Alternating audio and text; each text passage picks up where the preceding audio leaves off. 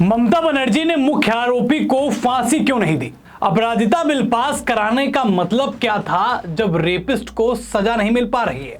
नमस्कार, स्वीकार करिए, मैं हूं वैभव दीक्षित।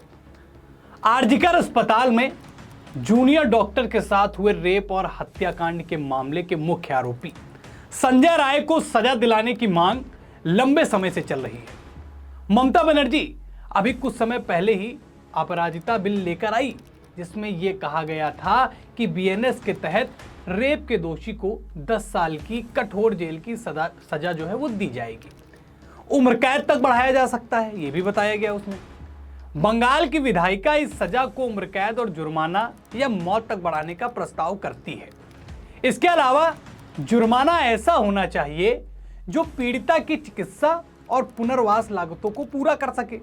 लेकिन इनमें से अभी क्या हुआ, ये बंगाल की जनता ममता से पूछती है। ममता ने इस बिल में गैंगरेप मामलों में संबंधित धारा 70 में 20 साल की जेल के विकल्प को समाप्त कर दिया था और इसके लिए उम्र कैद की सजा या मौत की सजा का प्रावधान किया गया है। तो फिर मुख्य आरोपी को अभी तक क्यों सजा नहीं मिली, ये बंगाल की जनता ममता से पूछती है।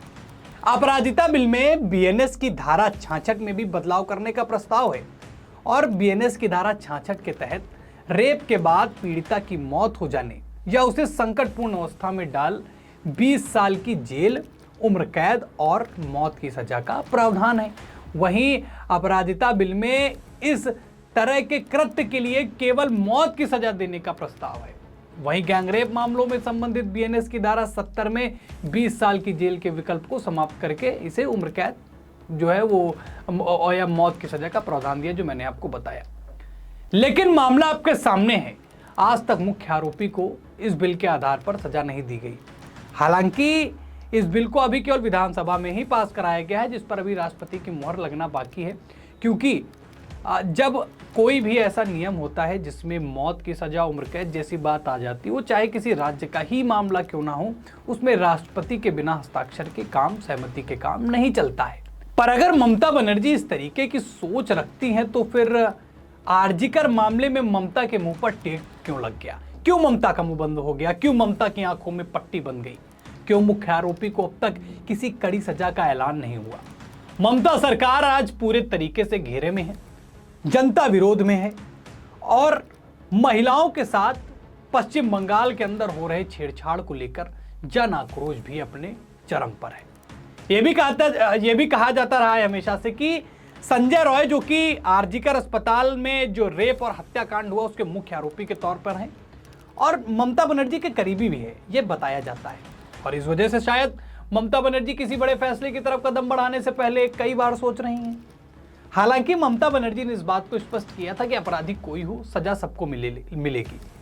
लेकिन आज तक ममता बनर्जी अभी भी आरजीकर मामले की पीड़िता को न्याय दिलाने में असमर्थ रही हैं। हाँ, डॉक्टरों की मांगें मान ली गई हैं, सारी चीजें हो गई हैं, पर इतने नृशंस अपराध के लिए जब फांसी की जैसी सजा के विषय में आप सोच सकती हैं, तो फिर इस अपराधी के विषय में भी आपको सोचना चाहिए और कोई सख्त एक्शन लेना चाहिए। मामला लटकेगा, फिर वैसे ही कहानी सामने निकल कर आ जाएगी, भैया जैसे पूरे देश में होता है, रेप किया, मर्डर किया, मामला लटका रहा, 10 साल बाद सजा मिली, 12 साल बाद सजा मिली। लोगों में जब तक वो डर पैदा होता, अपराधियों के मन में अपराध करने का डर या खौफ पैदा होता, उसमें लंबा समय लग जाता है, वो सारा वहीं का धरा धरा रह जाता है। अगर ममता बनर्जी इस आरजीकर अस्पताल रेप और मर्डर केस में अपराधी को जल्द से जल्द सजा दे देती या अभी भी दे दे, कोई बड़ा समय नहीं निकल गया, तो इसका प्रभाव आने वाली पीढ़ियों पर पड़ेगा। अपराध करने से पहले अपराधी, रेप करने से पहले रेपिस्ट 100 बार सोचेगा कि भैया ये करना बड़ा गलत है, क्योंकि ऑन द स्पॉट आपको फांसी के फंदे पर लटका दिया जाएगा। कई देशों में ऐसे प्रावधान है। भारत जैसे देश जहां रेप की संख्या बीच में कुछ समय कम हुई थी, लेकिन फिर वैसे ही चीजें रिदम में है और किसी भी तरीके का कोई सख्त एक्शन अभी तक सरकार द्वारा नहीं लिया जा रहा है। ममता बनर्जी को इसलिए मैं टारगेट कर रहा हूं क्योंकि पश्चिम बंगाल के अंदर लगातार ऐसे मामले सामने आए ना। आरजीकर अस्पताल तो केवल एक बहुचर्चित मुद्दा था, 10 साल की बच्ची के साथ रेप, कोचिंग से आती हुई बच्ची के साथ रेप, ऐसे तमाम खबरें पश्चिम बंगाल से ममता बनर्जी की सरकार के दौरान आई।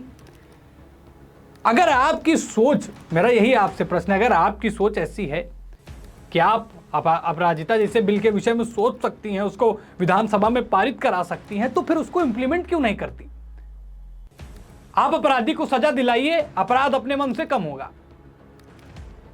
यह बात सही है कहीं न कहीं, किसी न किसी हद तक, कि कहीं जैसे लोहे को लोहा काटता है, वैसे अपराधियों के लिए कड़ी सजा ही एक ऐसा ऑप्शन है जहां पर इन सारी चीजों पर लगाम लगाया जा सकता है। चोरी, मारपीट, गाली गलौज और बाकी अन्य कृत्य एक बार क्षमा योग्य हैं, लेकिन रेप और मर्डर में इतनी लंबी देरी करना न सिर्फ पश्चिम बंगाल के लिए बल्कि पूरे देश पर इस तरीके की जो चीज़ें होती है सवालिया निशान लगाता है। क्या आप मेरी बात से सहमत हैं? क्या ममता बनर्जी और देश के अंदर ऐसे प्रावधान आ जाने चाहिए जिसमें रेपिस्ट जो हो वो अगर उसकी सारी चीज़ें क्लियर हो जाए तो उसको जल्द से जल्द सज़ा दे दी जाए, और ऐसी सज़ा दी जाए कि आने वाली नस्लें कांप उठे, आने वाली पीढ़ी कांप उठे ऐसे काम करने से पहले। आप अपनी राय हमें कमेंट में बताइए कि आप मेरी बात से सहमत हैं और या नहीं। इस खबर में फिलहाल इतना ही, फिर मुलाकात होगी वैभव दीक्षित के साथ अपना उत्तर प्रदेश पर।